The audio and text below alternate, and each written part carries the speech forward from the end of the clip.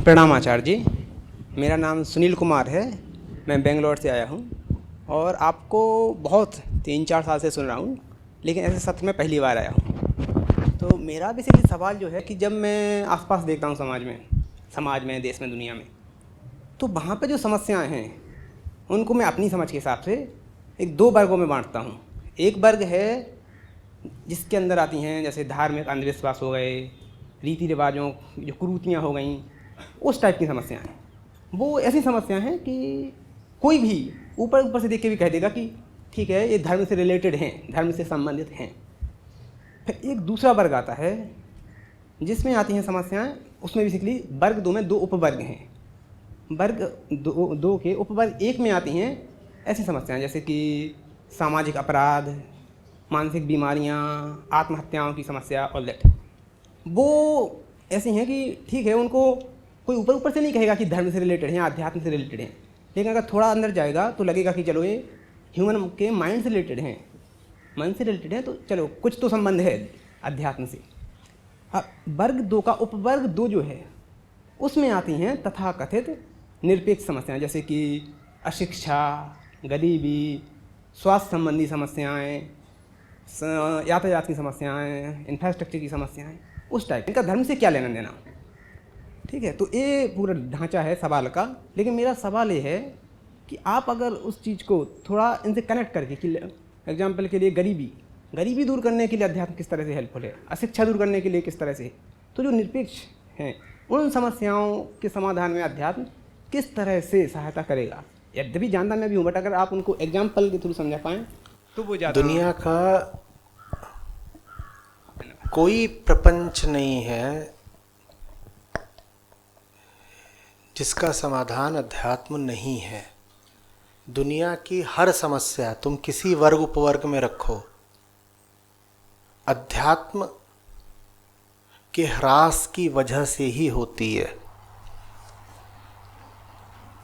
कोई भी समस्या हो, तुम बोल दो कि सामाजिक समस्या है, तुमने कहा सेकुलर समस्या है, सब समस्याएं सिर्फ इसलिए होती हैं क्योंकि वास्तविक धर्म अनुपस्थित होता है।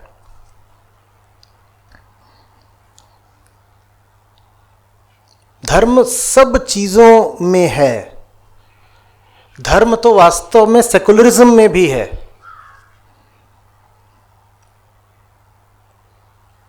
अगर सेकुलरिज्म का अर्थ है पंथ निरपेक्षता,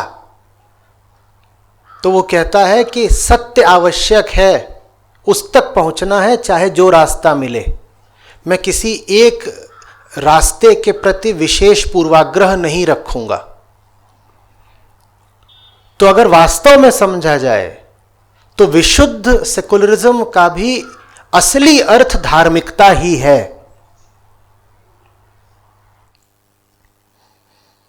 अगर कोई सच्चा सेकुलर होगा तो बहुत धार्मिक आदमी होगा, और जो धार्मिक आदमी होगा वो ही सेकुलर हो सकता है।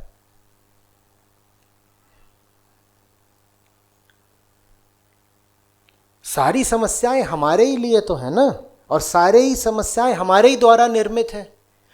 कोई भी व्यक्ति समस्या कब निर्मित करता है? जब बेहोश होता है। अध्यात्म बेहोशी से होश में आने का विज्ञान है। कैसे कह रहे हो तुम कि सड़क पर जो ट्रैफिक होता है उसका धर्म से कोई लेना देना नहीं? कैसे नहीं भाई?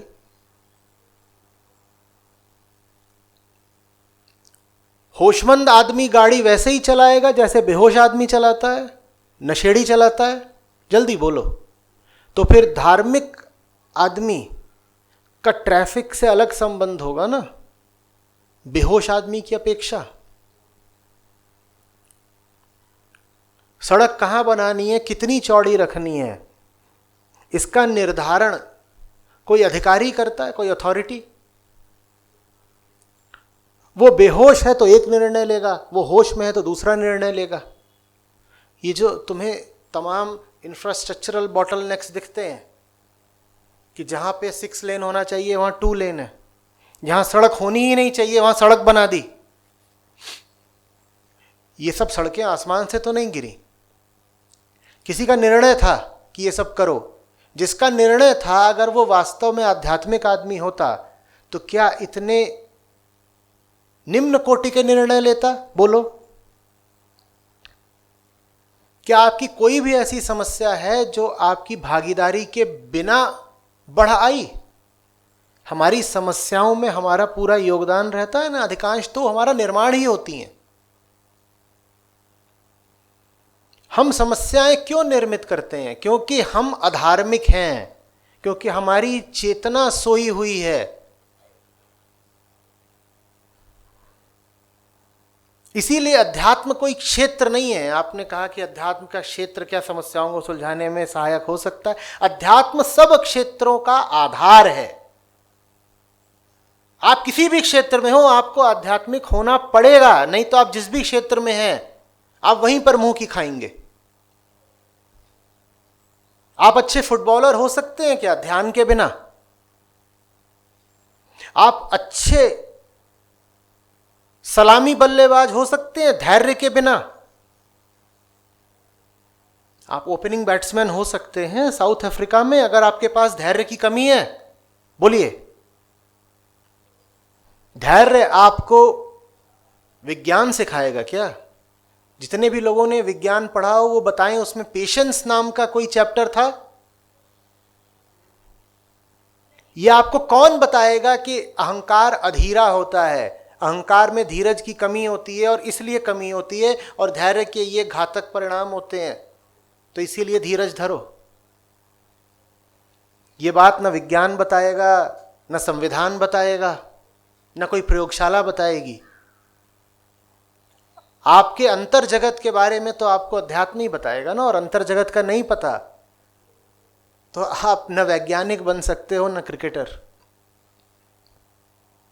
एक वैज्ञानिक को जो कि प्योर साइंटिफिक रिसर्च में है, दूसरे वैज्ञानिक से ईर्ष्या हो गई।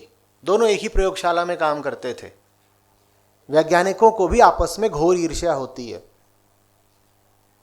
अब ईर्ष्या नहीं करनी चाहिए, यह बात उन्हें अपने रिसर्च से पता चलेगी। ये किसी साइंटिफिक जर्नल में छपेगी क्या बात? Don't be jealous. वो कैसे अपनी ईर्ष्या पे काबू करेगा? है तो वैज्ञानिक, हो सकता है नासा का वैज्ञानिक हो, पर ईर्ष्या उठ रही है उसमें, वो भी अपने साथी वैज्ञानिक के प्रति। ये उसे कौन बताएगा कि ईर्ष्या क्या चीज है? अध्यात्म ही तो बताएगा ना। अध्यात्म हर क्षेत्र का आधार है।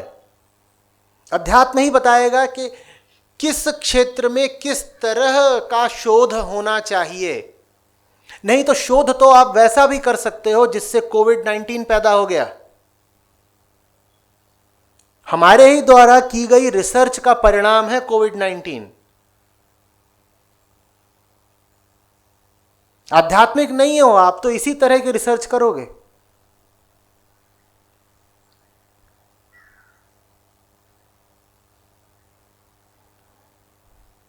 अध्यात्म को क्या समझते हो कि आपके पास 5 चीजें हैं और 5 चीजों में से एक चीज अध्यात्म है, तो वो 4 चीजें जहां उपयोगी होती हैं उनको वहां लगा दो और अध्यात्म को भी एक जगह देखकर फिट कर दो और कह दो मैं तो स्मार्ट हूं, देखो मैं हर तरह की कला जानता हूं। जब कुछ काम नहीं करता तो मैं एक श्लोक सुना देता हूं।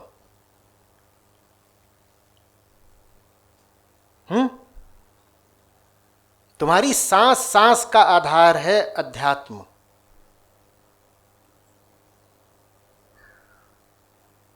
दुनिया भर में कहीं कोई भी तुम समस्या देख रहे हो, उसकी एक ही वजह है, अध्यात्म का पतन। चाहे वो क्लाइमेट चेंज हो, चाइल्ड ट्रैफिकिंग हो, biodiversity loss, extinction of species, तुम समस्याओं का नाम बताओ ना। आतंकवाद, बिगटरी, मानसिक समस्याएं, आर्थिक विषमताएं, आणविक खतरे,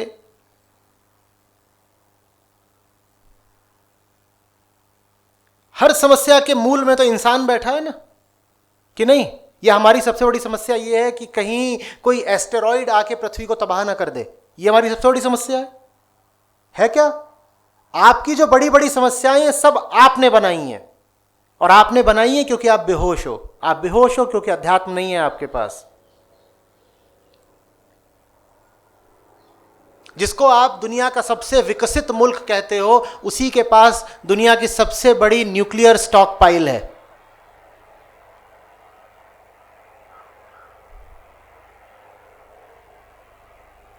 यह है आपके विकास की अवधारणा।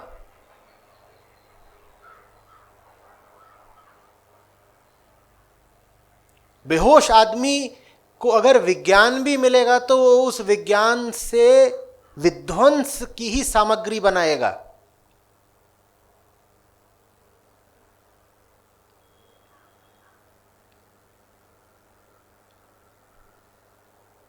जिसको आप विकास कहते हो वही क्लाइमेट चेंज के लिए सबसे ज्यादा उत्तरदायी है।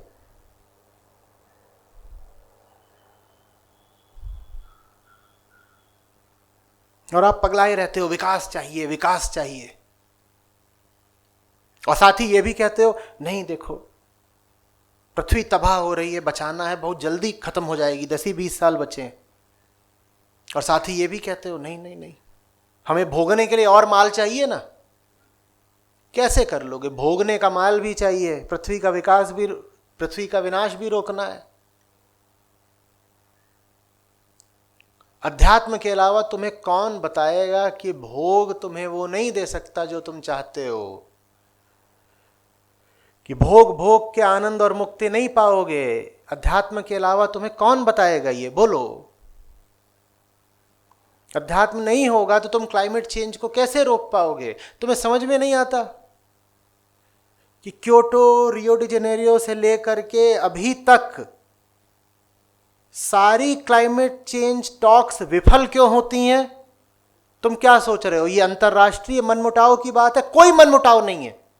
वहां जितने नेता एकत्रित होते हैं सब में बराबर की मूक सहमति है, हमें कुछ नहीं करना। क्यों कुछ नहीं करना? क्योंकि जो नेता वहां इकट्ठा हो रहे हैं सब जनतांत्रिक विश्व से आ रहे हैं, उन्हें वही करना होगा जो उनकी जनता चाहती है। और जनता के पास अध्यात्म नहीं है तो जनता सिर्फ भोग चाहती है। जनता जब भोग चाहती है तो जनता के नेता भोग पर अंकुश कैसे लगा सकते हैं? तो वो वहां पर खाना पूर्ति के लिए इकट्ठे हो जाते हैं, कभी पेरिस में, कभी कोपेनहेगन में, और वहां जाकर के चाय वाय पी लेते हैं, फोटो खिंचा लेते हैं और कहते हैं देखो अब हमने अपने लिए नए लक्ष्य निर्धारित करें। पहले हमारा लक्ष्य था आज से 30 साल पहले कि औसत ग्लोबल टेम्परेचर, औसत वैश्विक तापमान 1 डिग्री से ज्यादा नहीं बढ़ना चाहिए। अब हम कह रहे हैं देखो 2.5 डिग्री तक भी चलेगा, बस कुछ अरब जानवर मरेंगे, क्या फर्क पड़ता है? कुछ करोड़ गरीब बेघर होंगे, क्या फर्क पड़ता है? अब 2.5 डिग्री चाय पी लेते हैं। वहां पहले ही एक मूक सहमति हो चुकी है, हमें किसी को कुछ नहीं करना। क्योंकि अगर पृथ्वी का विनाश रोकना है तो लोगों में भोगवादिता को रोकना पड़ेगा। लोगों में भोगवादिता रोकने के लिए अध्यात्म चाहिए। आध्यात्मिक लोग हैं नहीं, और आध्यात्मिक लोगों को हम बनाएंगे भी नहीं, क्योंकि अगर लोग आध्यात्मिक हो गए तो हम जैसे नेता थोड़ी चुनेंगे फिर।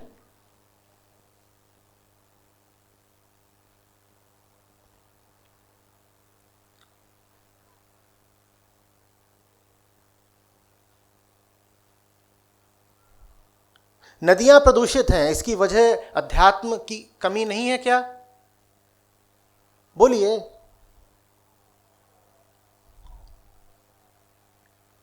भ्रूण हत्याएं होती हैं, बलात्कार होते हैं, इसकी वजह अध्यात्म की कमी नहीं है क्या?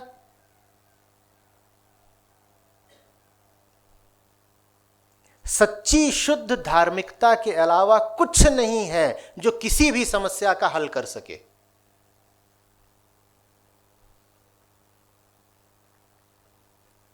इसी को संतों ने कहा है राम नाम निज औषधि। एक वो नाम है जिससे सब बीमारियों का हल हो जाता है। नाम बहुत है, तो बार बार संतों ने नाम के गुण गाए हैं। कहा उस एक चीज से सब हो जाता है, एक साधे सब सधे। और वो एक चीज नहीं है तो तुम बाकी चीजें लगाते रह जाओ, कुछ लाभ नहीं।